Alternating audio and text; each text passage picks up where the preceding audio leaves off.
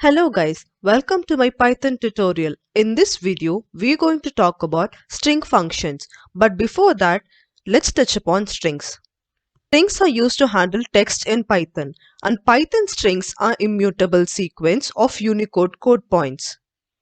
Immutable reinforces that it cannot be changed once it's assigned, and a sequence allows us to store multiple values in an organized and efficient manner. We have also discussed certain useful operations which are applicable on sequence like membership, concatenation, count, min, max and so on. In case you require more information, I have provided the link in my description box. Check it out before proceeding further. String literals are defined in various ways. For instance, we have single quotes, double quotes and triple quotes, which can be either three single quotes or double quotes, which is generally multi-line strings. And moving on to Unicode code points. Unicode is method followed for encoding characters.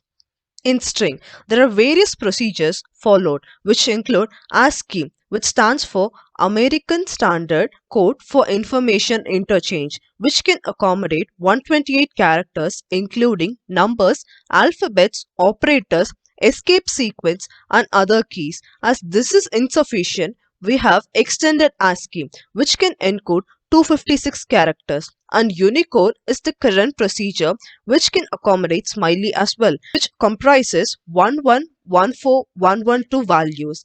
In case you feel it's Greek and Latin for you, simply have this as a method which is used for character encoding.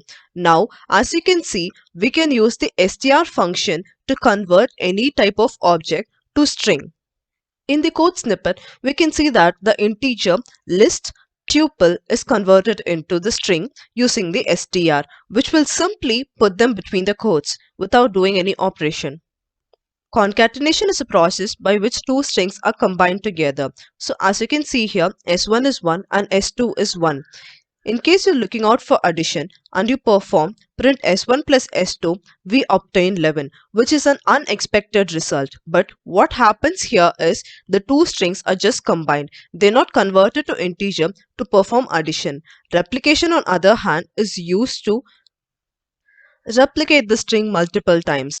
Length of the string can be obtained using the len function, which will return the number of characters present in the string, including the space and escape sequence. We have already discussed slicing in list. Slicing in string is also very similar, where we have a string variable, square brackets, start is to, stop is to, step. Step can be negative as well, and if we do not provide start or stop, the default values are replaced. The default value of start is 0, the default value of stop length of the string.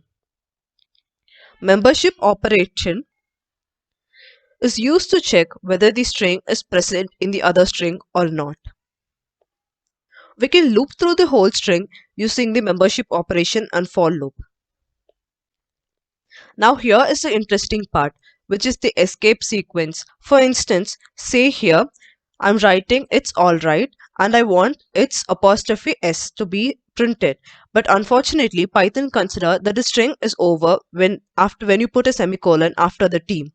To prevent this, I place a backslash before the single quote, which makes it ignore the normal function of the single quote, which is to close the string.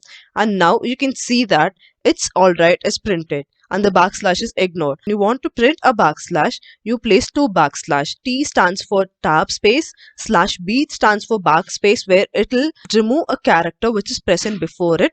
Slash 3 characters represent octal value, slash X and character represent hex value. You can see them getting converted to their equivalent octal and hex value. Sorted, on the other hand, will sort the whole string in ascending order and it will return it in a form of list. When you try to print a float value in Python, you have no control over the number of decimals that are getting displayed. In that case, we have the format function by which you can tune the number of decimals which are getting printed in the output, which is very similar to the procedure which is followed in C programming language. Enumeration will take an integer and a character from the string and put them in a tuple and return it. We are explicitly converting into a list for printing purpose. The start necessarily needn't be 0. We can also provide start as 3 or any other value if we want. We already discussed about escape sequence. When you say /n, escape sequence, capitalize is used to convert first character of the string to uppercase. In case it's not an alphabet and it's a number or any other special character, it's left unchanged.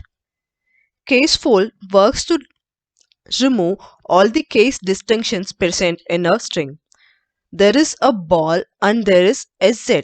SZ is a German letter whose equivalent is SS, and the whole string is converted to lowercase. German alphabet is converted to its equivalent SS. Center is a function which takes in two arguments, which is the width of a line and the character to be filled with.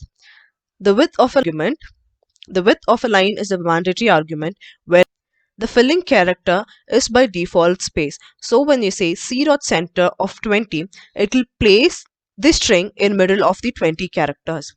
To make it a little more evident, I've given the width as 100 and the filling character as hyphen. Count, as it stands for, returns the number of occurrence of the argument which is given in the string. Encode is used to encode the given string. The default method of encoding which is used is UTF-8. We've already discussed about the Unicode standard, and UTF-8 comes under Unicode. So that's all about this video. In next video, let's discuss about another set of string functions like starts with, lowercase, uppercase, format, and so on. Thank you.